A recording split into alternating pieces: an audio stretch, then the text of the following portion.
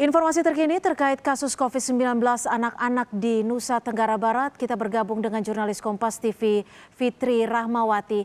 Fitri, bisa digambarkan seperti apa kondisi anak-anak yang terinfeksi virus corona di sana dan bagaimana penanganannya? Pastinya ada penanganan khususnya bagi anak-anak. Ya, Cynthia, selamat malam dan juga saudara.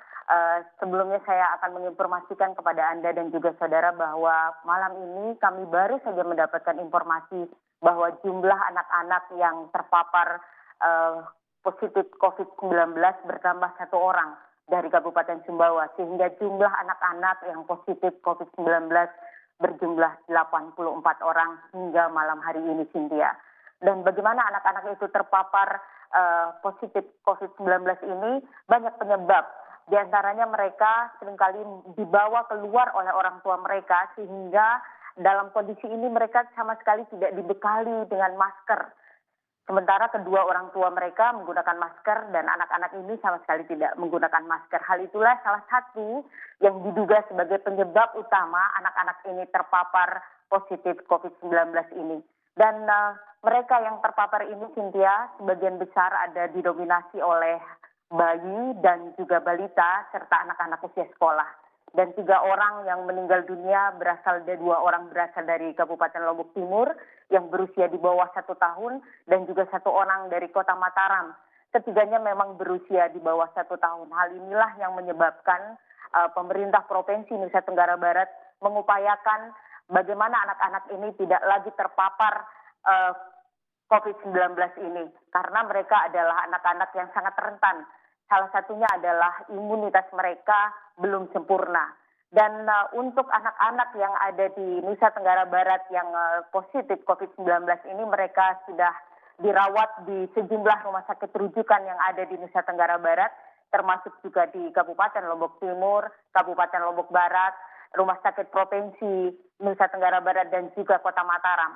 Mereka mendapatkan perawatan intensif di rumah sakit tersebut dan mereka semua mendapatkan perawatan dari dokter anak dan juga perawat yang khusus menangani anak-anak. Karena Cynthia, sebagian besar anak-anak yang menjalani perawatan ini tidak bisa ditemani oleh orang tua mereka.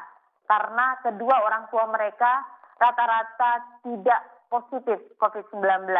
Anak-anak ini harus menjalani perawatan sendiri dengan ditemani oleh para perawat dan dokter yang ada di rumah sakit. Ini salah satu kendala juga dalam proses perawatan ini, dokter dan juga perawat harus benar-benar bisa menyelami dunia anak-anak dan bisa bersama anak-anak ini agar mereka cepat sembuh dari COVID-19 ini, Cynthia. Iya, Fitri, lantas adakah perbedaan atau sosialisasi yang terbaru yang dilakukan oleh pemerintah setempat mengingat jumlah kasus positif anak-anak terus meningkat?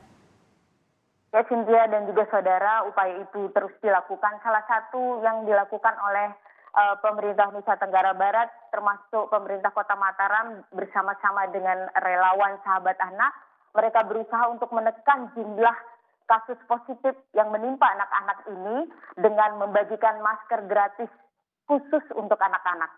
Karena selama ini masker-masker yang disebarkan atau diberikan kepada masyarakat sebagian besar adalah untuk orang dewasa. Sangat jarang masker-masker yang diberikan itu menyasar kepada anak-anak atau nyaman digunakan oleh anak-anak. Dan dalam 2 hari terakhir ini mereka sudah menyebarkan masker-masker yang disukai anak-anak dan memang nyaman dipakai oleh anak-anak. Dan tanggal 2 Juni nanti, Cynthia, mereka akan membagikan masker gratis ini di sejumlah titik, termasuk di Kota Mataram akan ada pembagian 10.000 masker untuk anak-anak, agar anak-anak bisa menggunakan masker dengan nyaman dan orang tua mereka juga memiliki kesadaran agar ketika membawa anak-anak mereka keluar untuk selalu menggunakan anak-anak mereka masker.